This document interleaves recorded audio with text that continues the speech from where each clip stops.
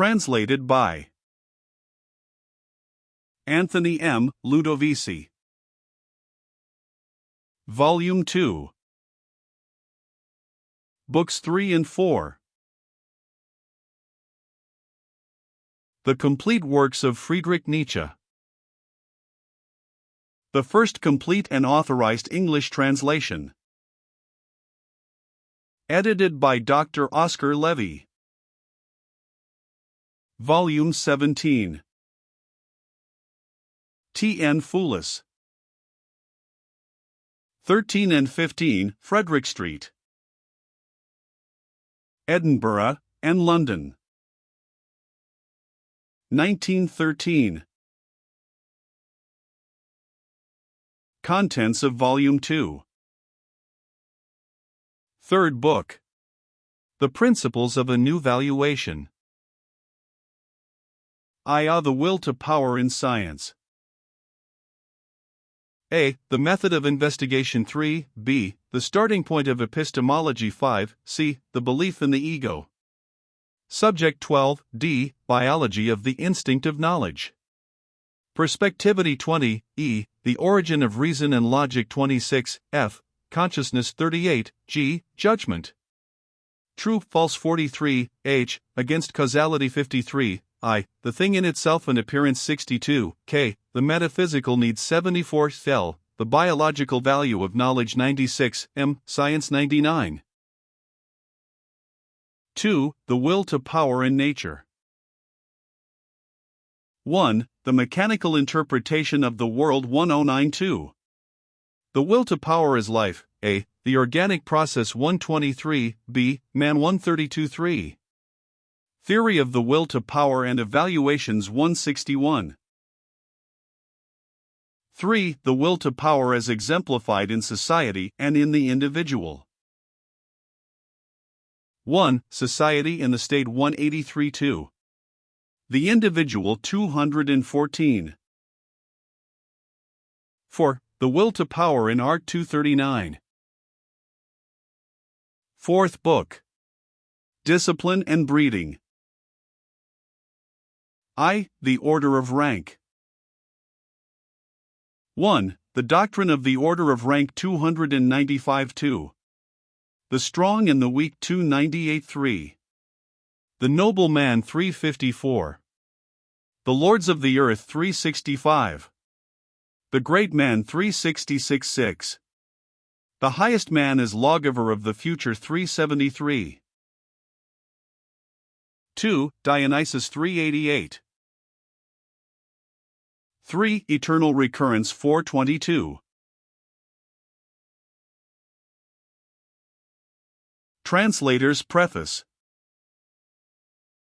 For the history of the text constituting this volume, I would refer readers to my preface to The Will to Power, Books I and II, where they will also find a brief explanation of the actual title of the complete work.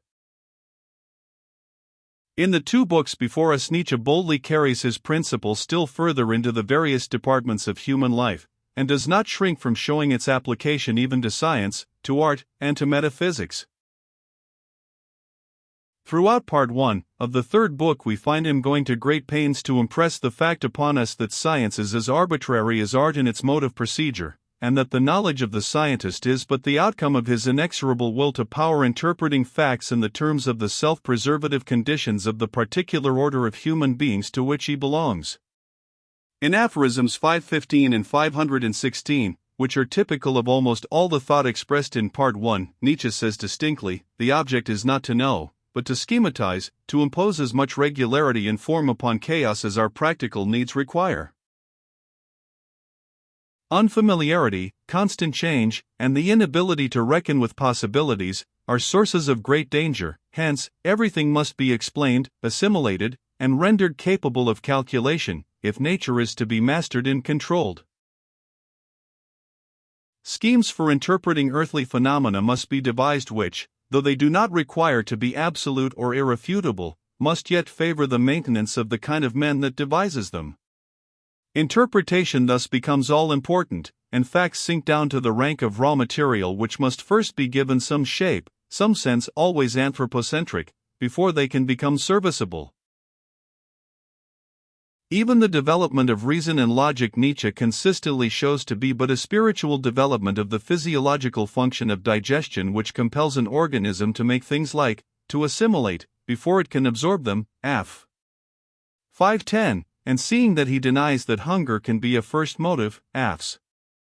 651 to 656, and proceeds to show that it is the amoeba's will to power which makes it extend its pseudopodia in search of what it can appropriate, and that, once the appropriated matter is enveloped, it is a process of making similar which constitutes the process of absorption. Reason itself is by inference acknowledged to be merely a form of the same fundamental will. An interesting and certainly inevitable outcome of Nietzsche's argument appears in f. 516, where he declares that even our inability to deny and affirm one and the same thing is not in the least necessary, but only a sign of inability. The whole argument of Part 1 tends to draw science ever nearer and nearer to art, except, of course, in those cases in which science happens to consist merely of an ascertainment of facts, and to prove that the one like the other is no more than a means of gaining some foothold upon the slippery soil of a world that is forever in flux. In the Russian pell-mell of becoming, some milestones must be fixed for the purposes of human orientation. In the torrent of evolutionary changes, pillars must be made to stand, to which man can for a space hold tight and collect his senses. Science, like art, accomplishes this for us, and it is our will to power which creates the impression of being out of becoming, f. 517.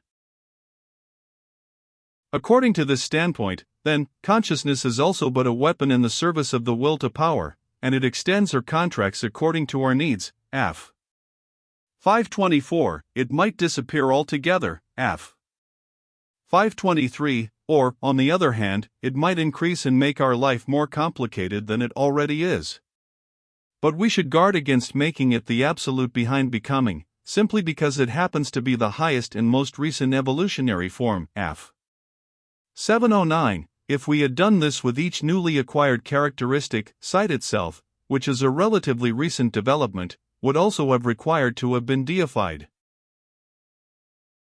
Pantheism, theism, Unitarianism, in fact all religions in which a conscious God is worshipped, are thus aptly classed by Nietzsche as the result of man's desire to elevate that which is but a new and wonderful instrument of his will to power, to the chief place in the imaginary world beyond, eternal soul, and to make it even the deity itself, God omniscient. With the question of truth we find Nietzsche quite as ready to uphold his thesis as with all other questions.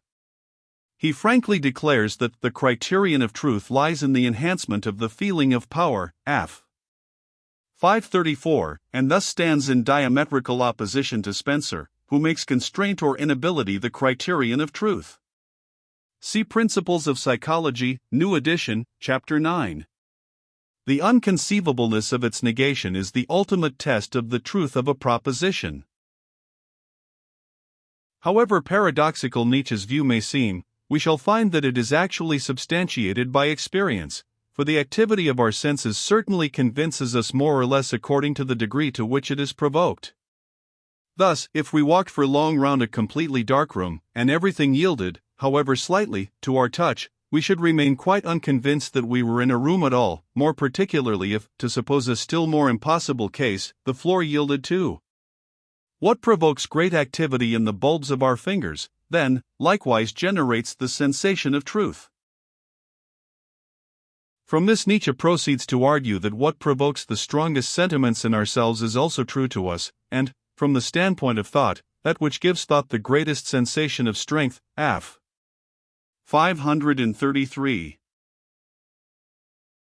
The provocation of intense emotion, and therefore the provocation of that state in which the body is above the normal in power, thus becomes the index to truth, and it is a very remarkable thing that two prominent English thinkers should, at the very end of their careers, have practically admitted this, despite the fact that all their philosophical productions had been based upon a completely different belief. I refer, of course, to Spencer and Buckle, who both upheld the view that in a system of thought the emotional factor is of the highest importance. It follows from all this, that lies and false doctrines may quite conceivably prove to be even more preservative to species than truth itself, and although this is a view we have already encountered in the opening aphorisms of Beyond Good and Evil, in F. 538 this volume we find it further elucidated by Nietzsche's useful demonstration of the fact that the easier way of thinking always triumphs over the more difficult way, and that logic, inasmuch as it facilitated classification and orderly thought, ultimately got to act like truths. Before leaving Part 1, with which it would be impossible to deal in full, a word or two ought to be said in regard to Nietzsche's views concerning the belief in cause and effect. In the Genealogy of Morals, first essay, F. 13, we have already read a forecast of our author's more elaborate opinions on this question, and the aphorism in question might be read with advantage in conjunction with the discussion on the subject found in this book, Fs. 545 to 555. The whole of Nietzsche's criticism, however, resolves itself into this, that the doctrine of causality begins with an unnecessary duplication of all that happens. Language, and its origin among a people uneducated in thoughts and concepts, is at the root of this scientific superstition, and Nietzsche traces its evolution from the primeval and savage desire always to find a doer behind every deed, to find someone who is responsible and who, being known, thus modifies the unfamiliarity of the deed which requires explaining. The so-called instinct of causality, of which Kant speaks with so much assurance, is nothing more than the fear of the unfamiliar. In F. 585a, we have a very coherent and therefore valuable exposition of much that may still seem obscure in Nietzsche's standpoint, and we might almost regard this aphorism as the key to the epistemology of the will to power. When we find the will to truth defined merely as the longing for a stable world, we are in possession of the very leitmotif of Nietzsche's thought throughout Part 1, and most of what follows is clearly but an elaboration of this thought. In Part 2, Nietzsche reveals himself as utterly opposed to all mechanistic and materialistic interpretations of the universe. He exalts the spirit and repudiates the idea that mere pressure from without naked environment is to be held responsible, and often guilty, for all that materialistic science would lay at its door. Darwin again comes in for a good deal of sharp criticism, and, to those who are familiar with the nature of Nietzsche's disagreement with this naturalist, such aphorisms as numbers 643, 647, 649, 651, 684, 685, will be of special interest. There is one question of great moment, which all Nietzsche's perfectly sincere and profoundly serious deprecation of the Darwinian standpoint ought to bring home to all Englishmen who have perhaps too eagerly endorsed the conclusions of their own British school of organic evolution, and that is, to what extent were Malthus, and afterwards his disciple Darwin, perhaps influenced in their analysis of nature by preconceived notions drawn from the state of high pressure which prevailed in the thickly populated and industrial country in which they both lived. It is difficult to defend Darwin from the fundamental attack which Nietzsche directs at the very root of his teaching, and which turns upon the question of the motive of all life's struggle. To assume that the motive is always a struggle for existence presupposes the constant presence of two conditions, want and overpopulation, an assumption which is absolutely non-proven, and it likewise lends a peculiarly ignoble and cowardly coloring to the whole of organic life, which not only remains unsubstantiated in fact, but which the struggle for power completely escapes. In Part 3, which, throughout, is pretty plain sailing, aphorism 786 contains perhaps the most important statements. Here morality is shown to be merely an instrument, but this time it is the instrument of the gregarious will to power.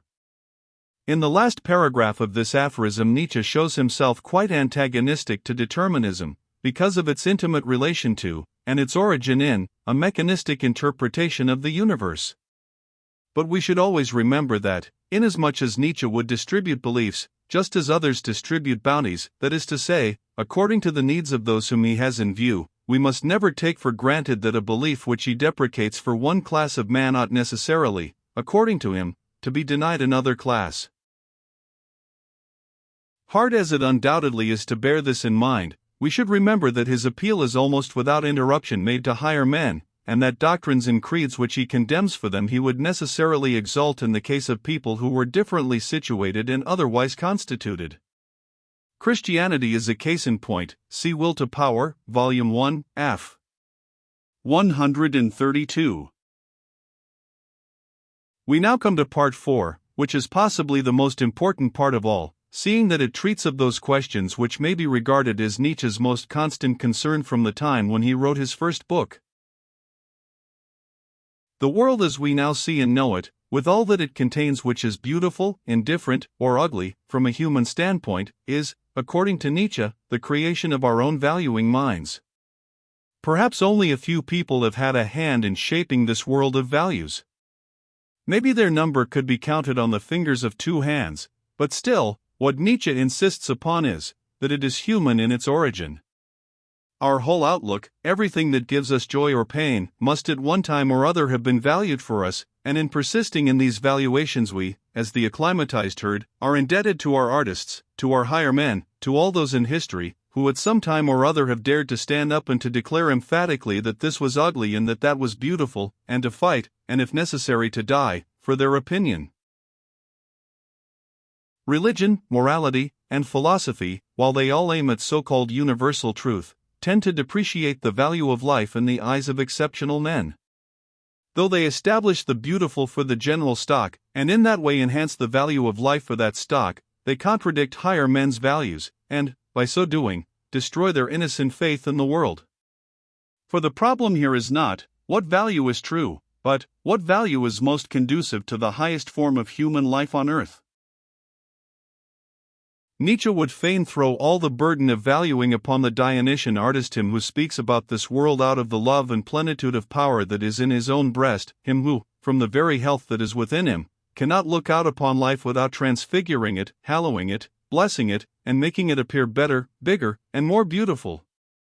And, in this view, Nietzsche is quite consistent, for, if we must accept his conclusion that our values are determined for us by our higher men, then it becomes of the highest importance that these valuers should be so constituted that their values may be a boon and not a bane to the rest of humanity. Alas! Only too often, and especially in the 19th century, have men who lacked this Dionysian spirit stood up and valued the world, and it is against these that Nietzsche protests. It is the bad air they have spread which he would fain dispel. And to what art means to the artist himself, apart from its actual effect on the world, Nietzsche would say that it is a manner of discharging his will to power. The artist tries to stamp his opinion of what is desirable, and of what is beautiful or ugly, upon his contemporaries and the future. It is in this valuing that his impulse to prevail finds its highest expression. Hence the instinctive economy of artists in sex matters, that is to say, in precisely that quarter whither other men go when their impulse to prevail urges them to action. Nietzsche did not of course deny the sensual nature of artists, Aff. 8:15, all he wished to make plain was this, that an artist who was not moderate, in eroticis, while engaged upon his task, was open to the strongest suspicion. In the fourth book Nietzsche is really at his very best. Here, while discussing questions such as the order of rank, he is so thoroughly in his exclusive sphere, that practically every line, even if it were isolated and taken bodily from the context, would bear the unmistakable character of its author. The thought expressed in aphorism 871 reveals a standpoint as new as it is necessary. So used have we become to the practice of writing and legislating for a mass, that we have forgotten the rule that prevails even in our own navy, that the speed of a fleet is measured by its slowest vessel. On the same principle, seeing that all our philosophies and moralities have hitherto been directed at a mass and at a mob, we find that their elevation must of necessity be decided by the lowest of mankind. Thus all passions are banned, because base men do not know how to enlist them in their service. Men who are masters of themselves and of others, men who understand the management and privilege of passion, become the most despised of creatures in such systems of thought, because they are confounded with the vicious and licentious, and the speed of mankind's elevation thus gets to be determined by humanity's slowest vessels. Aphorisms 881, 882, 886 fully elucidate the above considerations, while in 912, 916, 943, and 951 we have plans of a constructive teaching which the remainder of Part 1 elaborates. And now, following Nietzsche carefully through Part 2. Dionysus, what is the inevitable conclusion of all we have read?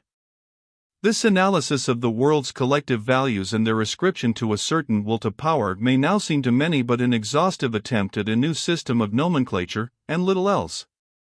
As a matter of fact, it is very much more than this. By mean of it, Nietzsche wishes to show mankind how much has lain, and how much still lies, in man's power by laying his finger on everything and declaring to man that it was human will that created it. Nietzsche wished to give man the courage of this will, and a clean conscience in exercising it. For it was precisely this very will to power which had been most hated and most maligned by everybody up to Nietzsche's time. Long enough, prompted by the fear of attributing any one of his happiest thoughts to this hated fundamental will, had man ascribed all his valuations and all his most sublime inspirations to something outside himself, whether this something were a god, a principle, or the concept truth. But Nietzsche's desire was to show man how human, all too human, have been the values that have appeared heretofore. He wished to prove that to the rare sculptors of values, the world, despite its past, is still an open field of yielding clay, and in pointing to what the will to power has done until now, Nietzsche suggests to these coming sculptors what might still be done, provided they fear nothing, and have that innocence and that profound faith in the fundamental will which others hitherto have had in God, natural laws, truth, and other euphemistic fictions. The doctrine of eternal recurrence, to which Nietzsche attached so much importance that it may be regarded almost as the inspiration which led to his great work, Thus Spake Zarathustra, ought to be understood in the light of a purely disciplinary and chastening creed. In one of his posthumous works we find Nietzsche saying, "The question which thou shalt have to answer before every deed that thou doest, is this such a deed as I am prepared to perform an incalculable number of times, is the best ballast?"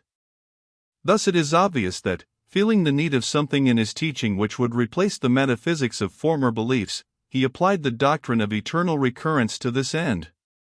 Seeing, however, that even among Nietzscheans themselves there is considerable doubt concerning the actual value of the doctrine as a ruling belief, it does not seem necessary to enter here into the scientific justification which he claims for it.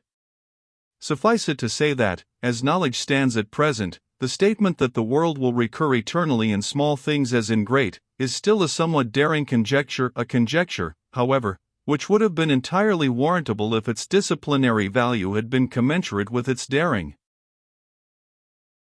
Anthony M. Ludovici. Third book.